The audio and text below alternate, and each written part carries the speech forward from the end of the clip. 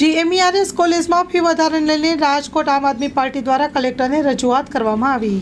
ગુજરાત સરકારે જે મેડિકલ કોલેજની તોતિંગ ફી વધારો 80% જેવો કર્યો છે એને અનુસંધાને આજે અમે કલેક્ટર સાહેબને આવેદન દેવા માટે આવ્યા છીએ। માંગ સ્વીકારવામાં નહીં આવે તો શું કરશો? તો ગાંધી ચિંધ્યારે આંદોલન કરીશું।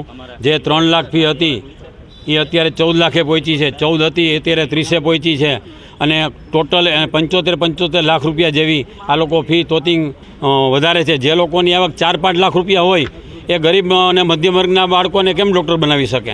એટલે અમીરની સરકાર છે એવું અમને લાગી રહ્યું છે। આટલા જ પૈસામાં વિદેશની અંદર રશિયા છે, કેનેડા છે કે બીજા કોઈ પણ દેશની અંદર લોકો ભણી શકે તો માસ્ટર કરી શકે છે।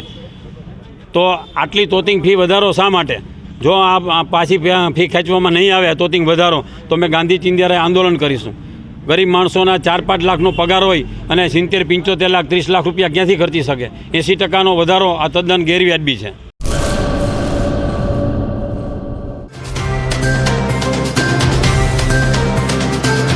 તમારા મનની વાત માં ન્યૂઝ લાઈવ ઉપર સાંજે 5:30 કલાકે લાઈવ દરમિયાન વાત કરવા 97 252 06125 ઉપર કોલ કરવો।